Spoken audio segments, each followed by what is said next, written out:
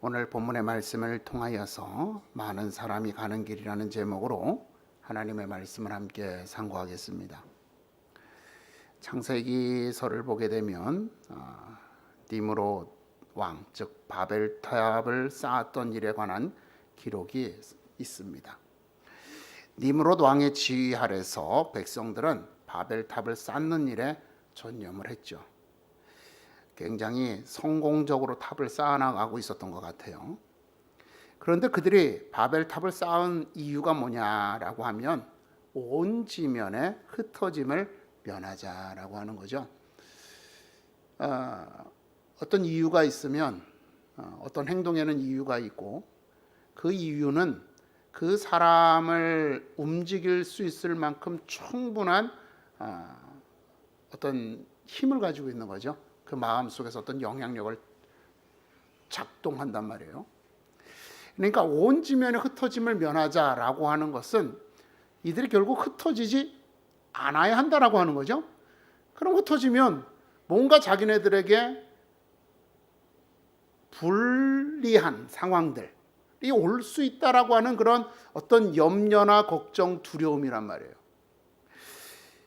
그들은 세상에서 흩어지는 것이 재앙이라고 여기는 그러한 두려움에 사로잡혔던 것이 아닐까 생각을 하는 거죠. 이 두려움은 니므롯 왕 혼자만의 것은 아니었을 겁니다. 왜냐하면 성경을 보게 되면 니므롯 왕은 뛰어난 용사다 그렇게 말했어요. 뛰어난 용사. 세상에서 첫 번째 용사다 하는 거예요. 그러니까 이제까지 인류 역사 중에서 그만큼 싸움을, 전쟁을, 전투를 용맹하게 할 수 있는 사람이 없었다는 거죠. 독보적인 존재였다는 거예요. 거기다가 그는 뭐라 그랬냐면 여호와 앞에서 용감한 사냥꾼이다 이렇게 또 평가를 내린단 말이에요. 그러니까 이 사람은 뭐 지금과 같은 시대가 아니라 고대에는 여러분 어때요?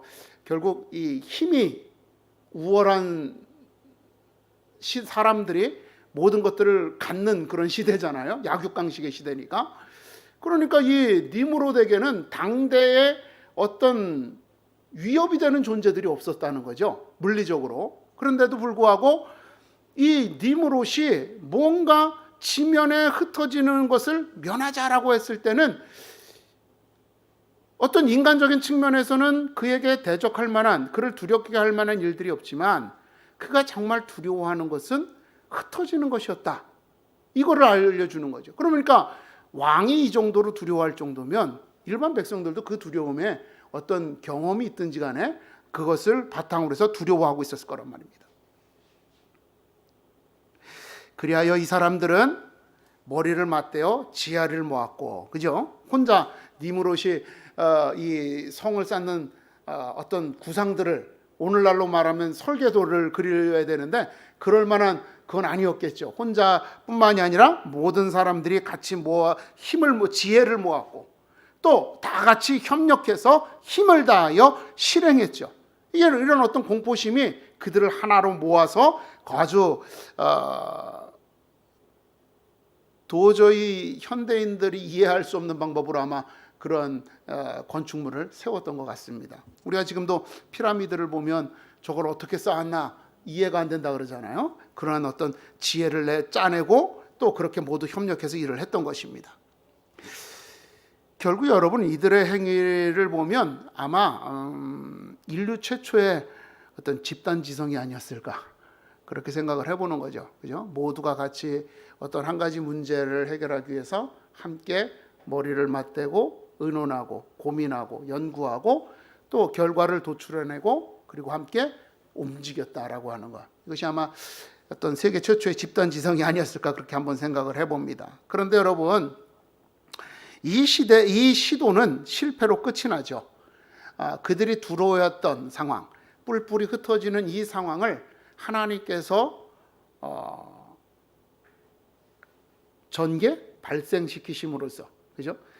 그들이 흩어지게 만들므로써 그들이 흩어지지 말자고 했던, 그래서 정말 기필코 외면하고자 싶었던 상황을 그 상황에 그들이 맞닥뜨리도록 만들어 놓으신다는 겁니다. 그죠? 그러니까 이들은 뭔가 두려움이 있어서 그것을 자신들의 혼자 개인의 힘으로 안 되니까 우리가 같이 힘을 모아서 이 문제를 해결하자라고 했는데 그것이 하나님의 개입하심을 통해서 물거품이 될 수밖에 없었다라고 하는 겁니다. 그러니까 이 교훈은 물론 이제 하나님 앞에 대항한 것이다라고 하는 것도 있지만 이들이 결국은 하나님을 의뢰하지 않고 그런 어떤 두려움이 있을 때 하나님을 신뢰하고 따르지 않고 자신들의 어떤 능력, 힘 혹은 어떤 집단의 지혜와 능력에 의존하면서 문제를 해결하려고 했을 때 그것이 하나님 앞에 반항이 되었고 범죄가 되었고 하나님은 그러한 모든 시도를 철저하게 무너뜨리셨다라고 하는 것입니다. 그리고 다시는 그들이 머리를 맞대거나 힘을 합칠 수 없도록 언어를 다르게 하셨다라고 기록을 하고 있죠. 이러한 시도들, 즉 개인이나 집단의 지혜와 능력으로 문제를 해결하고 상황을 바꾸며 두려움을 극복하며 살아나가려고 하는 이러한 시도는 인류에게 계속되어져 왔습니다. 그러나 그러한 시도들이 있을 때마다 하나님께서는 인류가 스스로 모든 것들을 해결하려고 하는 그러한 자만, 교만을 철저하게 무너뜨리심으로써 그들이 끊임없이 실패할 수밖에 없도록 만드셨던 거죠. 예를 들면 르네상스를 통해서 인간의 그 이성이 극도로 이렇게 이제 발전을 하게 되죠. 그래서 당시의 사회적인 풍조는 인간이 모든 것을 뭐라 그럴까요? 해결할 수 있다라고 하는 이런 어떤 그런 희망, 그런 가능성에 대한 기대가 부풀어 있었습니다. 그런데 이 기대가 1차 대전, 2차 대전을 통해서 완전히 무너지는 거죠. 왜? 그들은 쉽게 예를 들어서 폭탄을 만들면 이게 우리가 광산에서도 쓰고 뭐 할 때도 쓰고 좋은 일에 쓸 거라고 생각했는데 이게 인간의 사악함과 결합이 되니까 뭐가 되는 거예요? 대포가 되고 총이 되는 거죠.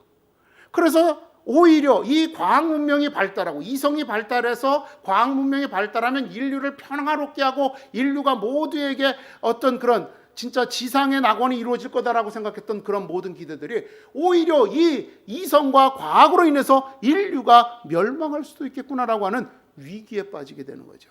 위기의식에 빠지게 되는 거죠. 이 1차 세계대전이 왜 일어났을까요? 바로 이들의 이러한 극도로 절대적으로 이성을 신뢰하고 과학을 신봉하던 그 인간들의 한계를 드러내시기 위한 하나님의 역사였다라고 하는 겁니다. 2차 대전과 그 핵폭탄의 위력을 사람들은 두려워하기 시작했고 그들은 과학을 발전을 통하여 인류의 문제를 해결했으나 결국 하나님께서는 인간의 본성을 포기하심으로써 그 시도를 또다시 좌절시키셨다는 겁니다. 현대에도 이러한 시도들이 계속되고 있습니다. 인공지능, 그죠? 그 다음에 우리가 이제 인공지능 좀 먼 얘기지만 빅데이터라고 하는 거, 그죠? 이게 뭐예요? 여러 사람들의 경험을 취합을 해서 이걸 데이터로 모아서 통계를 만들어 놓으면 어떤 사람이 어떻게 행동할 건지 또 어떠한 일들이 일어날 건지 이런 것들을 미리 예측할 수 있다는 거죠. 그래서 이런 빅데이터 또 그리고 우리가 뭐라 그럴까요? 머리로 인간의 머리로 계산할 수 없는 사실은 어떻게 보면 여러분 인터넷에서 여러분들이 뭐 궁금한 거 알고 싶을 때 검색을 하시면 대부분 나무 위키나 뭐 위키트리나 뭐 이런 거 나오잖아요. 그런 것이 뭐예요? 집단지성이라는 거죠. 이런 거 통해서 할 수 있다라고 생각을 한단 말이에요. 또 집단의 힘으로 사회적인 문제, 좀 요즘 뭐 미국에서도 그렇고 우리나라에서도 그렇고 지금 아마 전 세계적으로 이러한 일들은 쉽게 사그러지지 않을 거라고 생각을 하지만 분배와 평등의 문제를 해결하려고 하죠. 그죠? 왜 너만 많이 갔느냐? 왜 너만 높은 자리에 앉느냐? 그래서 이제 가지지 못한 자들이 너네는 돈의 힘, 권력의 힘이라면 우리는 집단의 힘으로 끌어내리겠다라고 하는 것, 이런 것들이죠. 이러한 상황 속에서 정말 어떻게 보면 집단지성이 집단의 힘이 굉장히 어떤 그런 정의이고 진리이고 굉장히 모든 사람들이 답을 찾을 수 있는 그러한 해결의 방법이다라고 생각하는 것이 요즘 우리 현대인들의 어떤 그런 뭐라 그럴까요? 정신적인 흐름이지 않은가 그렇게 생각을 해요. 그리고 왜냐하면 이게 선택하는데 복잡하게 고민할 필요가 없거든요. 그죠? 여러분들이 이렇게 이제 뭐 물건 살 때 뭘 봐요? 밑에 댓글 보잖아요. 상품평. 이걸 보면서 여러 사람들의 평이 좋으면 이건 좋은 물건이라고 사게 되잖아요. 이게 이걸 내가 꼼꼼히 그 성분이나 기능이나 이걸 살펴보고 내 스스로 선택하기보다는 다른 여러 사람들의 평가 속에서 내 평가 선택하려고 하는 거죠. 이게 굉장히 어때요? 손쉽거든요. 2013년에 영국에서 마라톤 대회가 있었는데요. 5,000명의 선수들이 탈락하는 사건이 벌어졌어요. 그러니까 5,000명이면 거의 참가자 전원이 다 탈락한 거예요. 이게 왜 이렇게 됐느냐면 1등이랑 2, 3위가 굉장히 이제 좀 간격이 많이 벌어졌대요. 그런데 이 경로 표시가 조금 애매하게 되어 있어가지고 2등, 3등이 경로를 벗어난 거예요. 그랬더니 그 뒤를 따라오는 사람들이 다 그걸 따라가가지고 그 5,000명이 다 탈락하는 일이 벌어졌더라는 겁니다. 이게 우리가 너무 이런 어떤 손쉽게 다른 사람들의 어떤 판단, 결정 이걸 우리가 우리의 선택의 기준으로 삼았을 때 일어날 수 있는 어떤 실패의 극단적인 대표적인 예가 아닐까 생각을 하는 겁니다. 자, 그렇기 때문에 이런 상황 속에서 우리 그리스도인들은 어떻게 해야 되는가라고 하는 겁니다. 먼저 그것이 오늘 본문의 말씀에서 말씀하고 있는 것과 같이 먼저 5절을 보게 되면 그렇게 되어 있죠. 너는 마음을 다하여 여호와를 신뢰하고 내 명철을 의지하지 말라는 겁니다. 먼저 마음을 다하여 여호와를 신뢰하라고 하는 거죠. 여기에서 이 마음이라는 것이요, 여러분, 우리의 이 원문을 번역하면 본질이라는 뜻이에요. 속사람. 우리 성경에서 말하는 속사람, 겉사람 나오잖아요. 그때 속사람이에요. 그러니까 내 영혼, 내가 정말로 뭔가를 간절하게 원하는 나의 본질적인 거죠. 이 나의 속사람이 무언가를 갈망하고 있는 자신을 의미하고 있는 거란 말입니다. 그는 하나님 안에서 우리의 모든 것이 이루어질 것이, 우리의 삶이 주님 안에서 평안하고 화평할 것이라고 하는 것을 믿고 그 믿음을 우리의 삶의 근본으로 삼아야지만 한다라고 말씀을 하는 거죠. 시편 37편을 보니까 그의 성실을 먹을거리로 삼을지어다 그랬어요. 그러니까 우리는 돈이 있어야, 능력이 있어야 이 세상에서 살아갈 수 있다라고 생각을 하는데 그렇게 하지 말라는 거죠. 하나님이 너를 지키시고 보호하시고 인도하실 것이다라고 하는 그 하나님이 이제까지 너를 인도하셨던 그 하나님의 손길을 믿고 내일에 대해서 기대하고 염려하지 말라는 겁니다. 그것이 우리의 삶의 근본이 되어지면 된다는 겁니다. 우리의 통장이 아무리 불어나도, 우리의 지위가 아무리 높아져도 그것은 너희들이 참으로 너희들의 삶을 지탱해 주는 것이 아니라 지금까지 인도하신 하나님, 그 하나님이 앞으로도 너희와 함께 하실 것을 믿고 따르라고 하는 겁니다. 내 마음을 다하여 여호와를 의지하라는 거죠. 그렇게 하면 세상 사람들이 볼 때는 참 어리석고 그렇게 보일지만 그 다음에 보니까 하나님께서 뭐라고 말씀하시냐면 내 의를 빛같이 나타내시며 내 공의를 정오의 빛같이 하시리로다. 이게 무슨 말이에요? 내 의, 내가 지금 옳다고 생각하는 거죠. 세상 사람들은 내가 돈을 벌고 능력을 갖추고 권력을 가지고 지위가 높아져야 내 삶이 평안할 거다라고 생각하는데 우리는 그것이 아니라 이제까지 내가 열심히 애를 써도 내 뜻대로 되는 게 아니라 하나님의 뜻대로 되는 것이고 그 안에서 내가 만족할 때 참으로 평안을 누릴 수 있다는 이 믿음을 가지고 살아갔던, 그래서 그것 때문에 사람들 앞에 조롱을 받았고 나는 이 삶이 옳아, 너희는 이 삶이 옳은데 나는 이 삶이 옳아, 자기의 능력을 의지하는 것이 옳은 삶이라고 생각했던 사람들이 하나님의 성실하심을 우리의 먹거리로 삼는 그 우리의 삶의 방식을, 그것이 옳다라고 여기는 우리를 조롱하고 비난하고 괴롭히지만 때가 되면 하나님께서 우리의 삶의 방식이 옳았다라고 하는 것 드러내실 거라는 거죠. 그것이 하나님의 공의로 나타나도록 하나님이 역사하실 것이다라고 하는 겁니다. 이러한 모습이 언뜻 사람들에게, 주변인들에게 어리석어 보이고 미련하게 보이며 손해를 보는 것처럼 보일지라도 그것이 옳았다는 것을 하나님이 나타내실 것입니다. 지금 여러분이 부딪혀 있는 문제가 있다면 여러분 그 문제를 여러분들이 애써서 해결하려고 하지 마시고 하나님을 믿고 또 내가 원하는 대로, 내가 계획했던 대로 상황이 전개되지 않는다고 해서 불평하지 마시고 그 안에서 만족하시기를 위해서 여러분 기도하십시오. 그러면 하나님께서 주시는 안전을 얻게 될 겁니다. 여러분들의 마음에 평안을 얻게 될 겁니다. 이제까지 여러분을 괴롭히던 모든 괴로움이 사라지게 될 줄로 믿습니다. 두 번째는 뭐냐면 내 명철을 의지하지 말라는 겁니다. 여기서 명철이라고 하는 말이요, 그냥 어떤 이해하다라고 하는 것을 의미를 해요. 이제 영어 성경에도 보면 understanding으로 이렇게 이제 번역이 되어 있는데, 여러분 우리가 이해하는 게 왜 필요하냐면 이해를 해야지만 그 어떤 사건이 일어났을 때 그 사건의 내막을 다 알고 본질을 내가 이해해야지만 거기에 적절한 대처를 할 수 있잖아요. 그죠?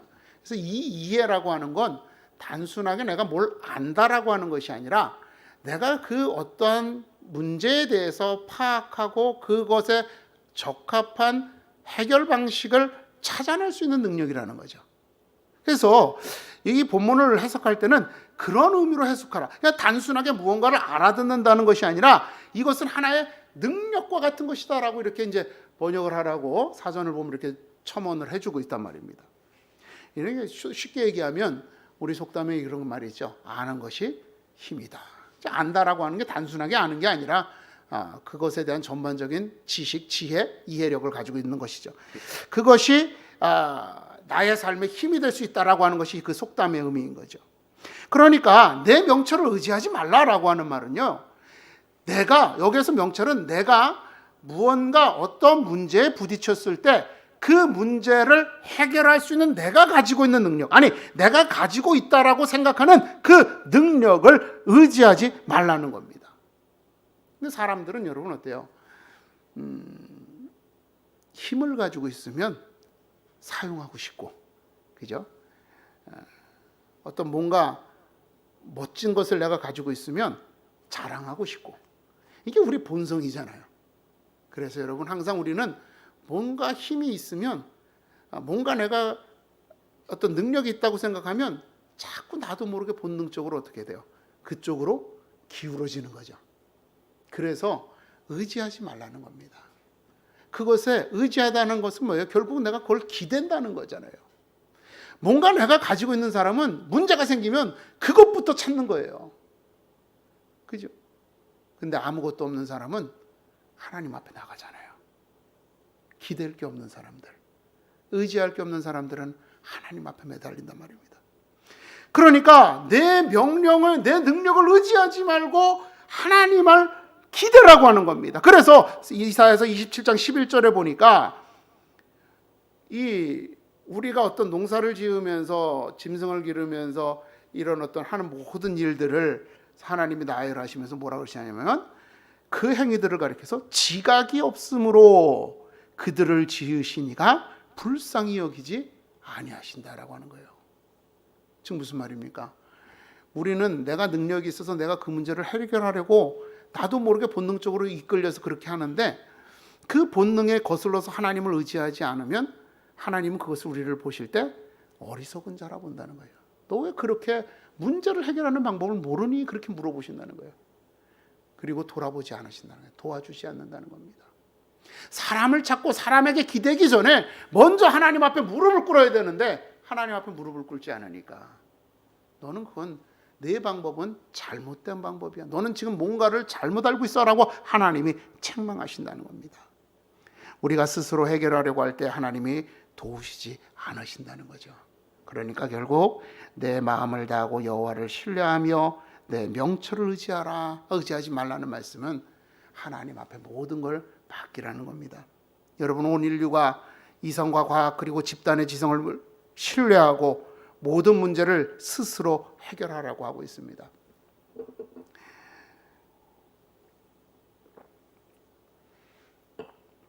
이럴 때 우리는 그들이 걷는 길을 따라가지 말아야 돼요. 우리 민주주의라고 하는 것이 많은 사람들이 선택하는 길을 선택하는 거잖아요. 그죠? 그래서 그 선택의 결과에 대해서 우리가 당연히 벗어날 수 없단 말입니다.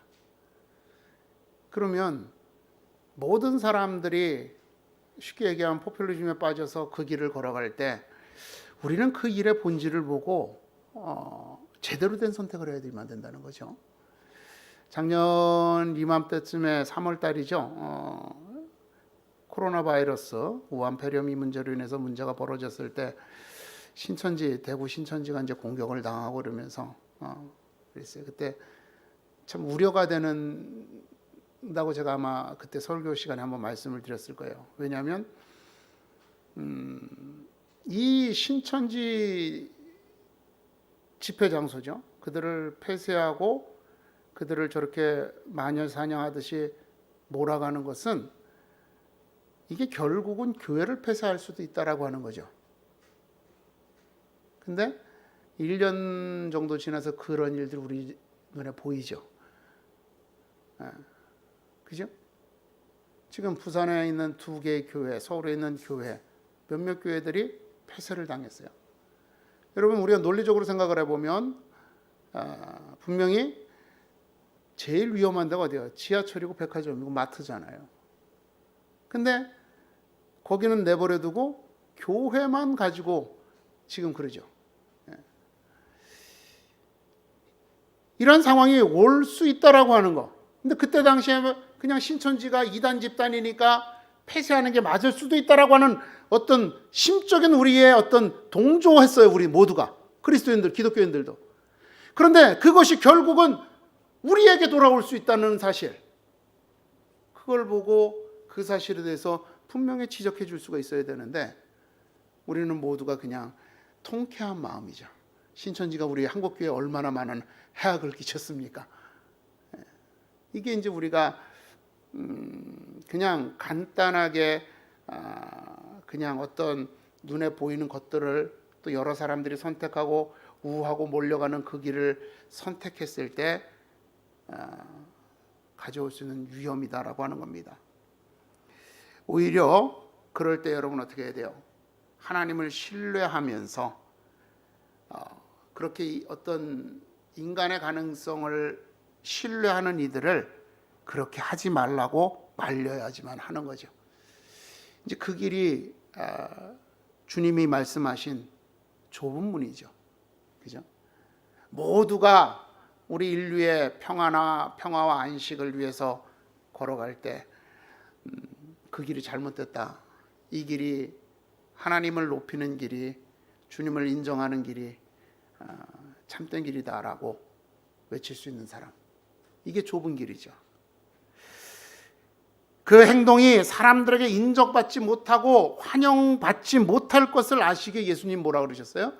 나는 머리 둘 곳이 없다. 어디 안정할 수가 없어요. 선지자는 고향에서 환영을 받지 못한다.